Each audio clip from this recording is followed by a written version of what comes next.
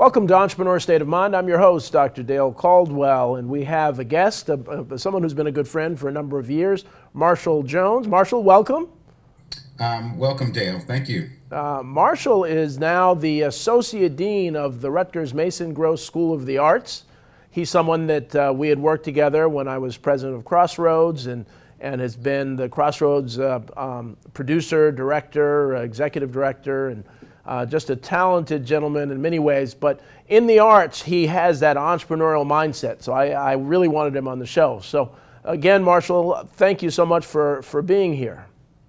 Great. Thank you for having me. Well, first I always like to start out with background. And so now, where did you grow up? Where did you go to high school and college? And how did you get into the arts? Well, I went to high school at Hillside. We moved from Hillside, from East Orange to Hillside. Okay. Right before my senior freshman year. Mm-hmm. And Hillside did not have a drama program, so I started one because I liked watching movies. Uh-huh. But, you know, we didn't have iPhones back in the 70s, so I did the next best thing to tell stories. It's theater, and I really enjoyed the live aspect.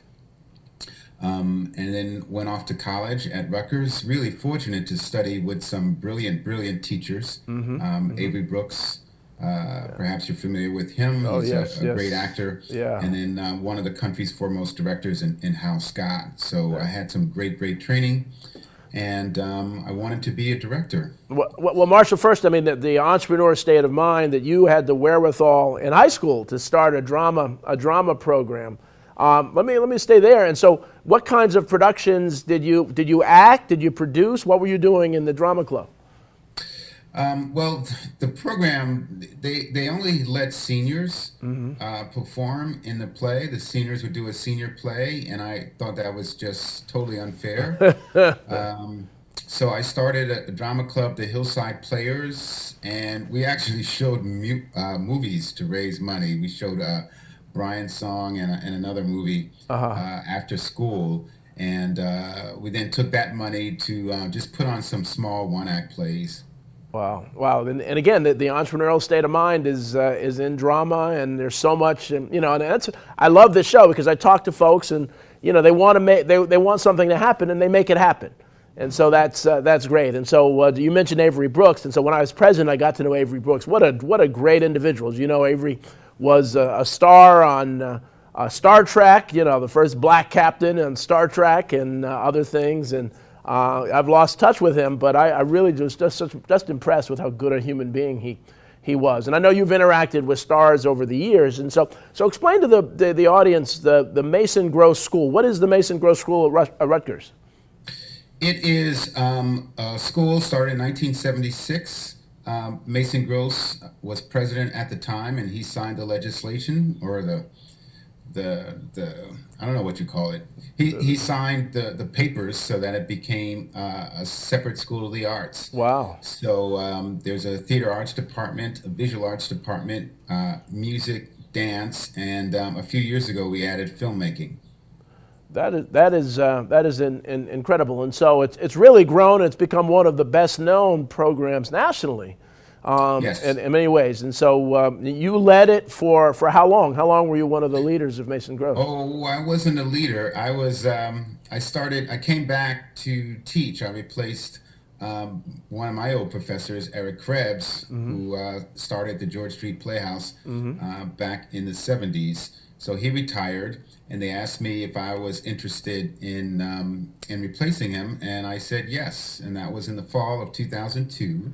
And I've been there ever since. But my job is I was head of the BA theater program. So these are students who are not direct students of the Mason Gross School of the Arts, but want to be theater majors in colleges throughout Rutgers. It's a more general degree.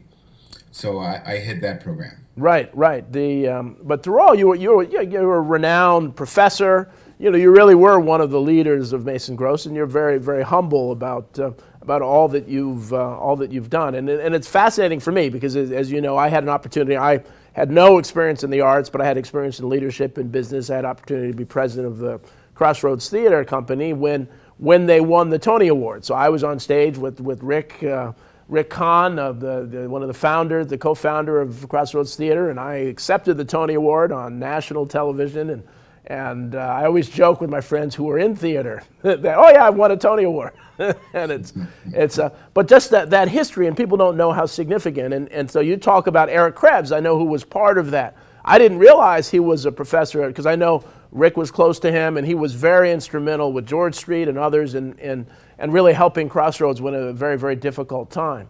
And so the arts community is in some ways very close, but there is all sorts of some challenges. And so you led Crossroads Theater for a number of years. What's been your experience with Crossroads? Sure. I was the producing artistic director for 13 seasons, starting in 2007, and I left at the end of 2019. But the biggest challenge, there were a lot, but the biggest one is I took over in 2007, and you're a business guy, so you know what happened in 2008. Yes, the Great Recession. So it was really, really tough. I remember being interviewed by the Star Ledger in 2008, 2009, and they asked what was the toughest thing about running a theater. And I gave them a quote. It didn't make the paper, but I'll share the quote with you, yes. Which was, as a historically black theater company, we were used to getting the crumbs in terms of funding, and now there were no crumbs. So it was a really, really tough time, but we got through. And about time we were hitting our stride, 2015-ish, that's when we had to vacate the building so that the construction of the New Brunswick Performing Arts Center took over. So then we came back in the fall of 2019, and it was just time for me. It was time for me to leave to pursue my independent directing career, which is what I really wanted to do. Excellent. And so for the audience and those in theater understand the roles of actors and then producers and directors. And so what is a producer? What is a director? We see this all the time. And I know I talk to a lot of people. It's amazing how many people don't really understand what those roles are. Then you have an executive producer. Could you just explain what are all those roles in the arts? Sure. Well, each field is different, TV, film, movie, theaters, but you can kind of just say that the producer is the person that's in charge.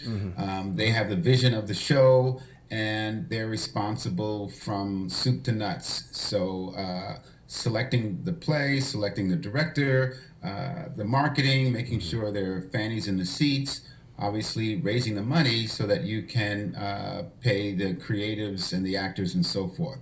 The director is the person that provides the creative vision for the show. So he or she or they is a type of person that will come up with, he works with the designers and designing the sets and the costumes and so forth. If it's an original script and the playwright is still alive, the director works with the playwright. Maybe there's a scene or two that needs more clarity. The ending doesn't work. The ending of the first act doesn't work. So all of that stuff can be handled. But the biggest aspect of the producer is the money. Right. Raising the money. If it's nonprofit, it's through donors and writing grants. Right. And if it's on the commercial side, like Broadway, you have investors. And one of the things that I learned at Crossroads is how the arts are so important to society. They're so important for the emotional wellness, the entertainment wellness, and so on. And yet they're so underfunded in America and other places of the world that they're given some. Why is that? And I understand. Am I true that is it true that Europe actually puts more money in the arts than the United States? Talk a little bit about that. Yeah, definitely. Well, they've been at this way longer than us as a country. Right. I mean, there've been civilizations here for over 1,000 years, but so there's an appreciation, there's a history, because they were functioning societies when TV didn't exist. So there was an appreciation of painting, appreciation of theater, and things like that. So here at this country, where so much is based on capitalism, if it's not going to be able to make money, it's not prioritized.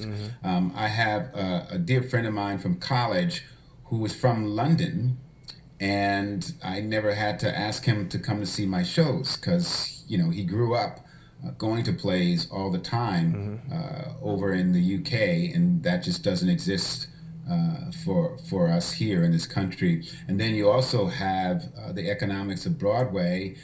When I was a youngster in college in the early 80s, a Broadway ticket was $25. Right. I would actually wait online 3 hours for the half-price ticket booth to save $12.50. Now the average Broadway ticket is about $175, $200. Yeah, and even for average seats in some plays, it's $1,000. It's $1,000. It really is priced out the middle class, like so many other things. And so, so let's begin to talk a little bit about your career. And so, what have been some of your favorite producing and directing and even acting roles that you've had over the years? What has been some of your favorites?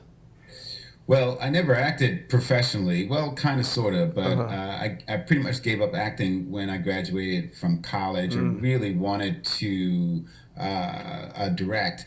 Actually, when you talk about the role and the value of college, I got the opportunity to be the producer of our student-run theater at Rutgers and Mason Groves called the Cabaret Theater, and I've been advising students who run it for the last 20 years. But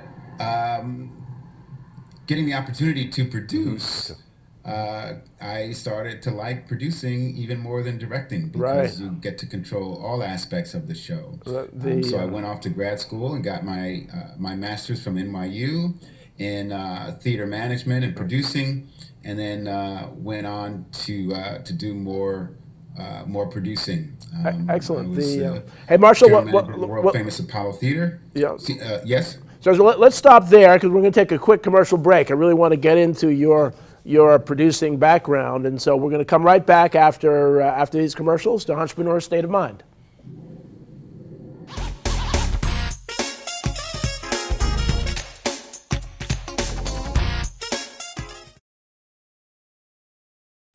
Aloha!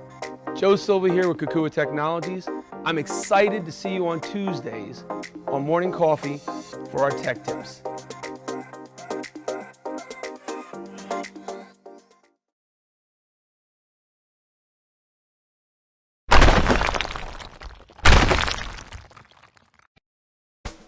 Let's face it, lawyers get a bad rap. I'm Erin Brucey, host of Legal Breakdown, where we dissect legal topics for the everyday viewer, with a mix of interesting guests to talk about current events and hot legal topics. Let's work together to make the law accessible and relevant to everyone. Catch us every week on RVN Television.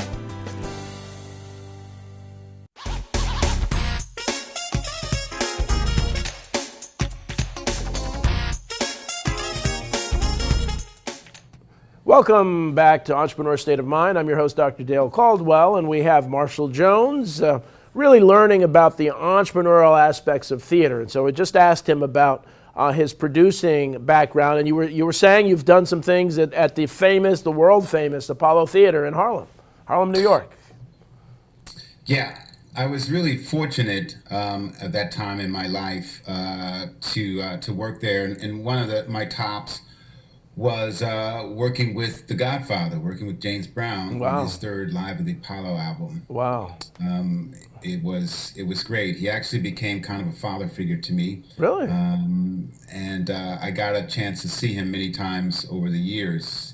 He would reach out, or I would reach out when he was in Atlantic City or other kinds of places at the Garden State Arts Center on the Parkway. I saw him there. So that was really, really great. Also, Marshall, stay there. This wasn't something directly that I did, but something that I was really proud of. Marshall, stay there. Yeah. Let's. So James Brown, and I love my guests often gloss over this. What was he like as a person? What was, people see this show personality and so on and mentor, but yeah, tell the audience, what was James Brown really like as a human being?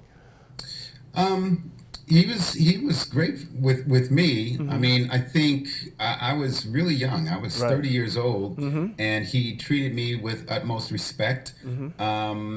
Everybody around him were fearful and intimidated. Right. But I didn't, I had a job to do, and I think he respected that. But also, what we don't realize about James Brown is you look at him dancing. There's some wonderful clips on YouTube, but he was also an outstanding musician. He was Interesting. essentially the conductor of the James Brown Orchestra. Wow. They would rehearse several hours before each performance. He wrote a lot of the songs. He did the orchestrations. He did the arrangements. He was a true musical genius that I don't think the world recognized his contributions in that regard. Wow. See, the amazing thing, and I say this to young people, is that they see all these artists and they make it look easy.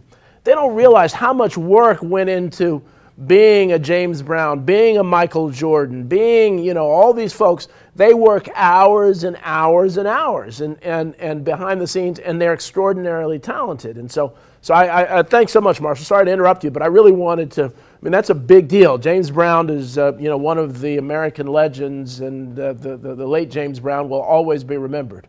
So I'm sorry, you were going on to talk about some other projects. Yeah, well, so if you asked me about some of my highlights with producing, so after I left the Apollo, I went to work for Madison Square Garden, and this is the '90s. This is when both the Knicks and the Rangers were winning. I left A in long time ago. 2000, and the team really hasn't won since. Right. Obviously, I had nothing to do with that, but. So we also Madison Square Garden purchased Radio City in the mid '90s, and my boss appointed me to lead a diversity committee to diversify the Rockettes. Interesting. So Oh, that really? is something that I really focused on in '98, '99, and I'm really pleased that there's so many women of color who are on the line.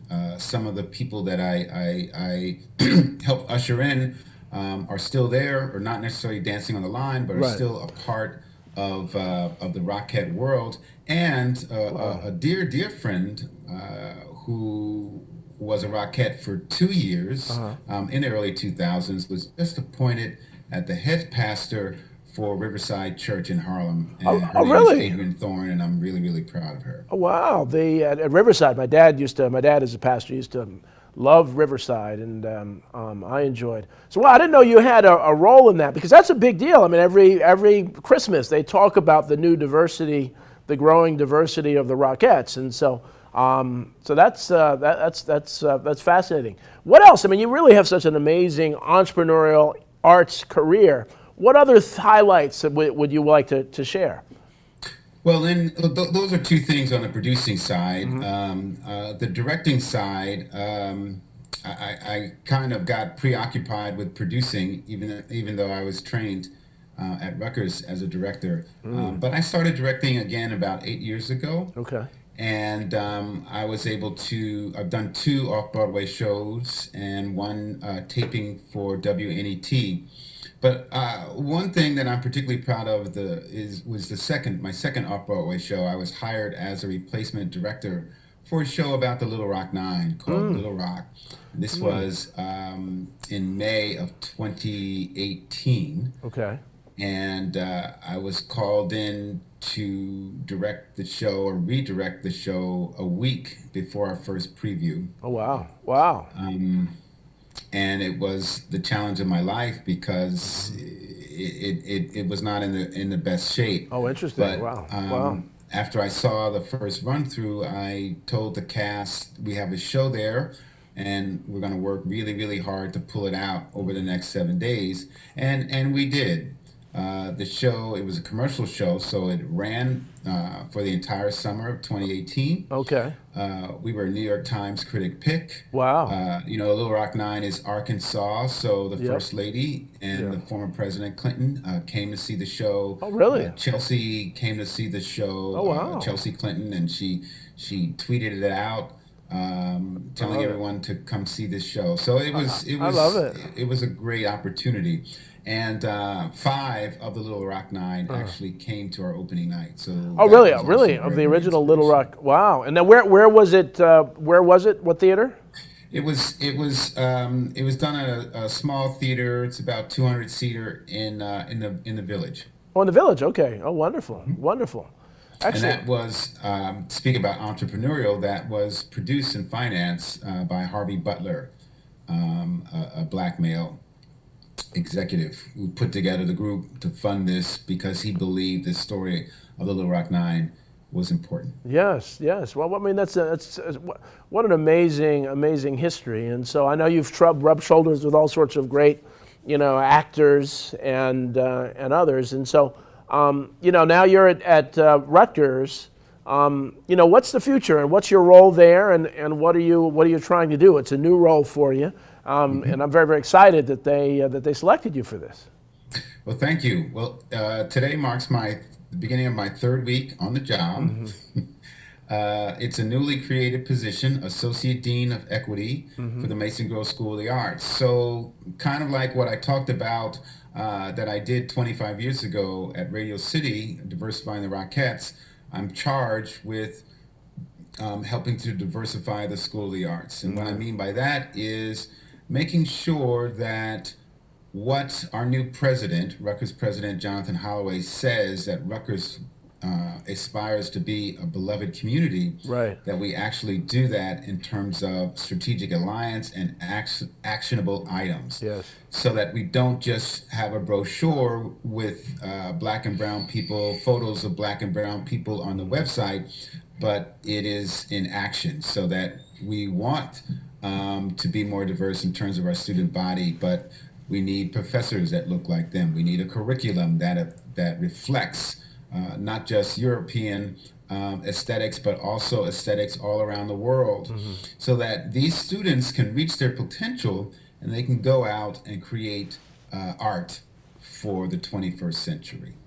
Well, and it's so important. I mean, the arts, the arts have been so important to communities of color. It really is amazing that, and I mean, many of the most famous and most successful folks in the arts are black and brown, and it's amazing that the arts aren't diverse. So I'm just so happy that you're doing that. You're looking at that. People take that for granted, but that's so important to be consciously focused on really diversifying, so that people see themselves in the arts. And so good. I'm happy to help any way that I can. So what else? What other thoughts do you have about the arts in America? Well, I think the pandemic, we actually saw how valuable the arts were. Yes. I mean, yes. Netflix subscriptions went through the roof, but somebody has to write those shows. Somebody has to act in those shows. Somebody has to design the costumes and the makeup, painting the sets. All of that involves artists. Yes. And, what we ideally, if we value that, the arts, just like we value, say, money or celebrity, then I think younger folk can see themselves in these kinds of opportunities, and we would have a more inclusive framework in terms of the stories that are being told and the art that's being put forth. Well, and you and I have talked about this, that the mental health issues as coming out of the pandemic have never been a bigger challenge than they are now. And the arts play such a role in helping people mentally, emotionally. It helps, young people, get out of their maybe economically challenged communities by acting it out as artists. And so it is just such an important part of society. And I know you're doing your part to grow it. But Marshall, we're at the end of time. I want to thank you so much. I mean, you're a true entrepreneur in the world of the arts. Rutgers is lucky to have you, and I'm looking forward to hearing more and more about the great things you're doing. So thanks again, Marshall. Thank you. Take care, and I want to thank you all for watching Entrepreneur State of Mind. As I said, Marshall Jones and Rutgers University is at the top of its game in the arts. So check them out, go to their website, and enjoy what they have to offer. Take care. We will see you next week on Entrepreneur State of Mind.